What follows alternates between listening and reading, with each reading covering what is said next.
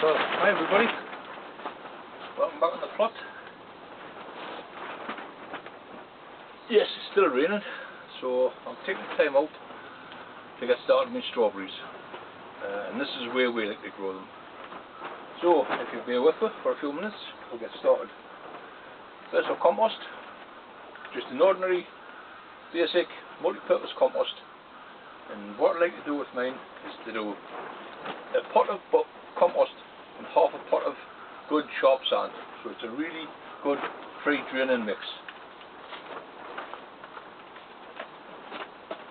Don't worry about leaving a gap at the top of the pots,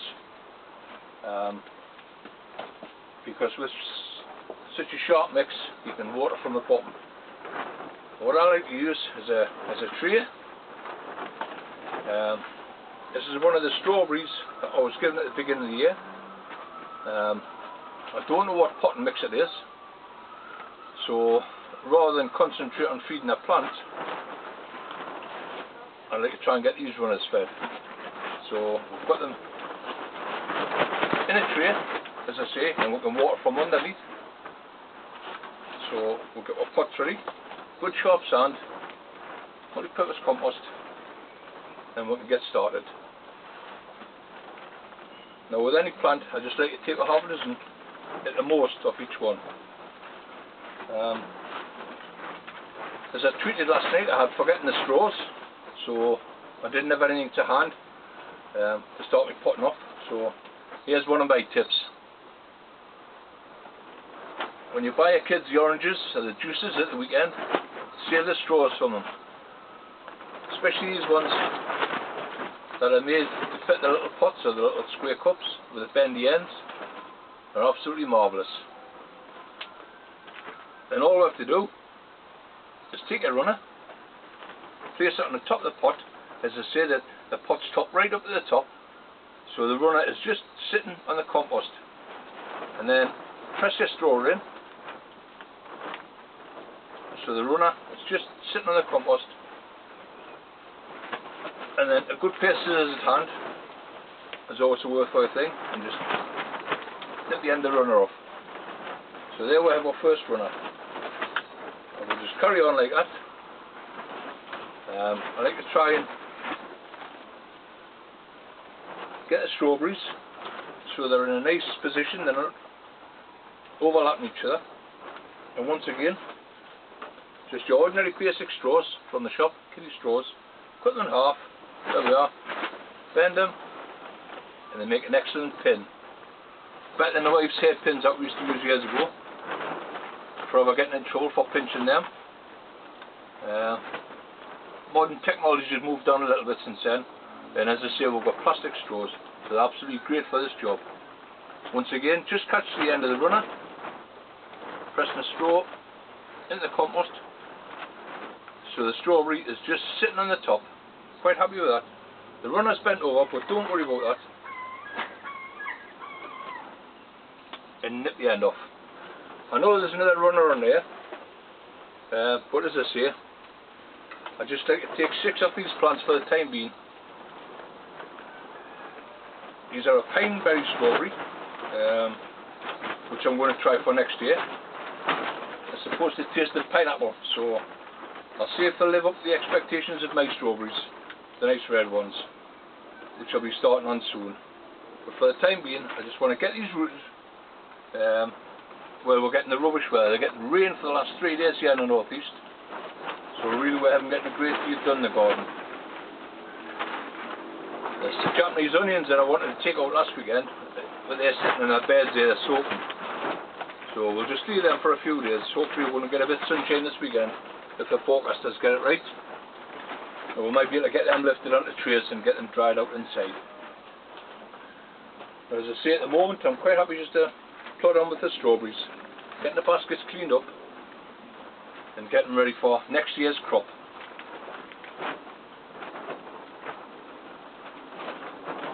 Well, my aim is to get them into this sharp sand mix and get them rooted as quickly as I can, because they'll not stop in these pots. As I say, these are just to get the plants started up, get them rooted, and then what will happen once they're rooted, I'll change them from these pots, and they'll go into my own compost, which I'll be making up in a couple of weeks' time. Now my own compost, it's a lot stronger, it's got everything it needs. I've used the same formula for years, and everything I've grown it is fantastic. So I'll let you know how we'll get on with that later on at a later date. But for the time being, I'll just show you these. There we have the mother plant and the young ones all potted up there. Well, they're ready just for a little bit of water, and they can stop inside, you can move them around, they don't have to sit outside. As I say, they've been cold for the last few days, I'm quite happy to leave them inside of here. I'll probably shift them down to the bottom tunnel over the weekend, because they're straight up in the tunnel, it's nice and cool in there, and we'll prop them on the shelves, and they'll be quite happy sitting in there. The main aim is to get these rooted as quickly as possible, get a good root system on them, and then I'll transfer them from these small pots into a 9-inch square pot with our compost in, and by the end of July hopefully their pots will be filled, and then we can think about potting up the baskets ready for January. But that's the main priority, is getting them in, get them rooted, and get a good root system on them into the baskets, and they're well ready for next year for fruiting. So that's that one done. Anyway, I'll concentrate on my strawberries tomorrow. And of course, as you know, them big boys,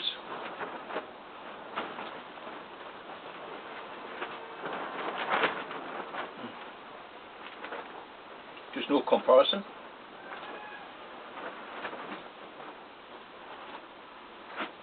Absolutely fantastic.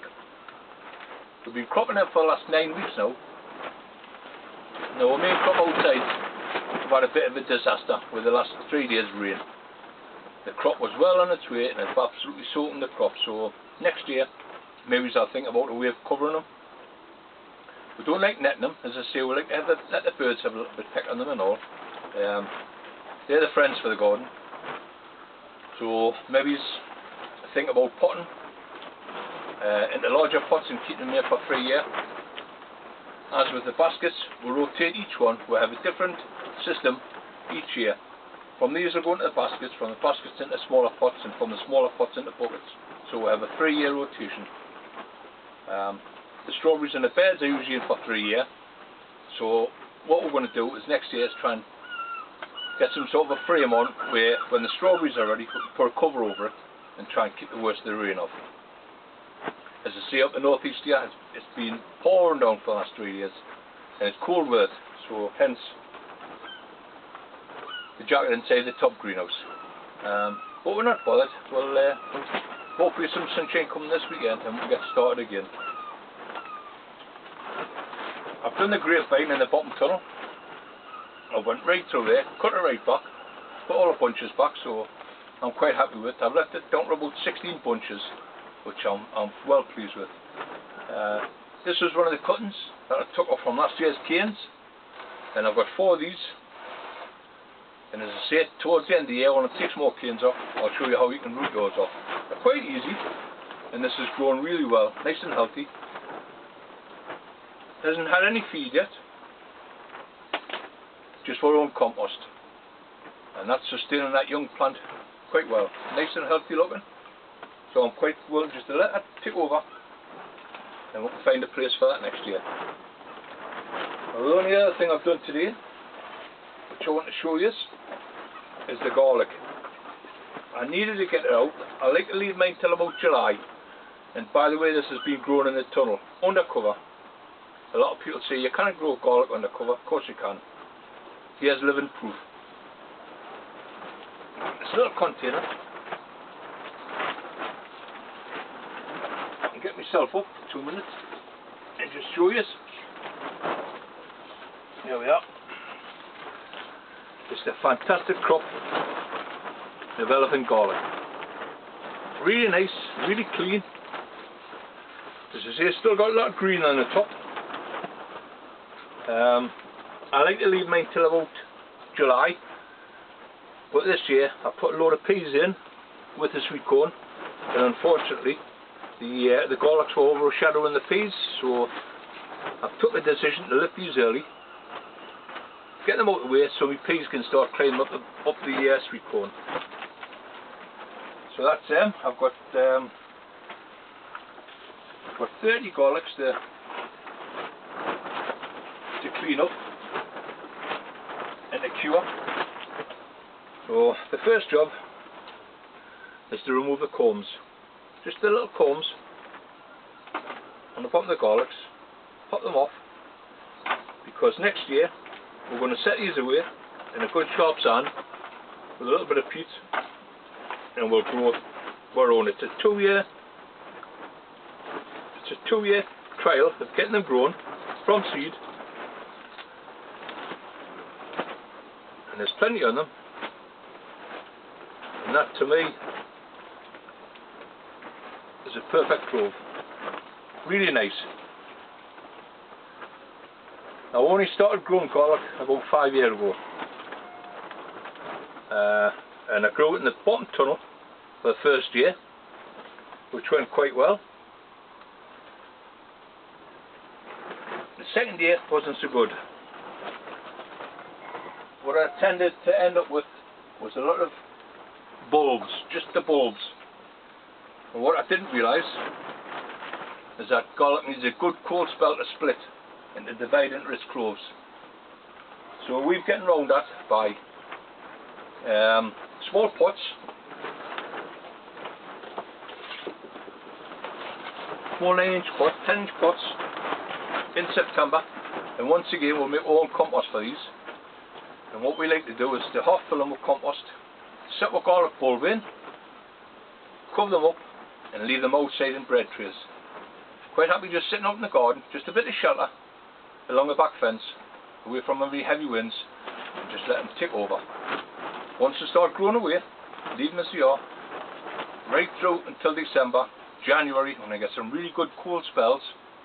I know a lot of people think it's a bit extra work, but it's worthwhile for us, because at the end of the day we get a good garlic, nice clean one, and no rust whatsoever, which is you know, a real pest for garlic, leeks, onions. So it's a beautiful clean plant. I could have done with another couple of weeks in the soil and a bit more bulking up on the garlic itself, but we're quite happy with that. A really lovely garlic, and we're getting plenty of seed for next year, so we're well happy with that. As I say, we'll let them cure for a couple of weeks under cover here in the benches, get them nice and dry, and then we'll keep about 5 to 6 heads for our own seed. We'll split them, and hopefully we should end up with about 30 cloves. So we'll put 1 clove in there in September, and our own compost, good mix, and they'll sit in them pots till at least January, the end of January, when I've had some good, real cold freezing nights. Then we'll take them into the tunnel, take them out of the pots. By then they'll be well filled with root, and plant them in the tunnel in a nice straight row, right down one side of the tunnel, and that's the garlic we come up with. So that was the idea, is to get past the cold system. As I say, the garlic needs a good, really good few freezing nights in order to let the combs split and develop into your garlic cloves. If you don't give it a cold season, or that cold weather, you just end up with one big round bulb, which I suppose it's okay if you like garlic, but once you use that bulb, you're going to have to use the whole bulb in one go. Whereas with cloves, you can separate them into separate pieces and use them that way. So that's what garlic done. As I say, I'll just busy myself with a few more of these before I'm finished tonight. As I say, there's still plenty of soil on them. I don't want to knock it all off yet. All I want to do is to get these little combs off, and I'll set these probably about February, maybe it's March. Get a good compost made up, really sharp sand, and we'll get them set in there. And it's as I say, it's a 2-year process. Next year we'll grow them into young bulbs, and then the following year they'll be planted for a nice garlic comb later on. So we'll see how we'll go with that next year. We'll get these nicely dried out. There's plenty on them. Some lovely sized ones in there. They're just like peas. And these are the garlic combs on the bottom. Now a lot of people have been growing them from bulbils. Being the allium family, I would imagine it's the same as the leeks. When we cut the leeks heads to, of course, to get the grass for young seedlings, or the pods, or flowering bulbils as they're called. I'm surmising these will be the same way.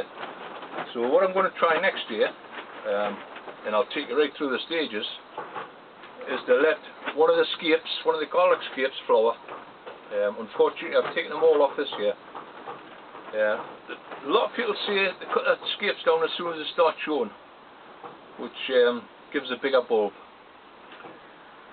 Well, in some ways, yes, it does tend to take a lot of the growing out of the bulb itself. Of course, when any plant flowers, it puts a lot of energy into growing that flower, so taking some of the goodness from the bulb. So what I propose to do next year is to let one flower, one scrape flower, right up, and once it fully opens, I'm going to cut it back, cut the seed head back, and hopefully it'll produce some bulbils.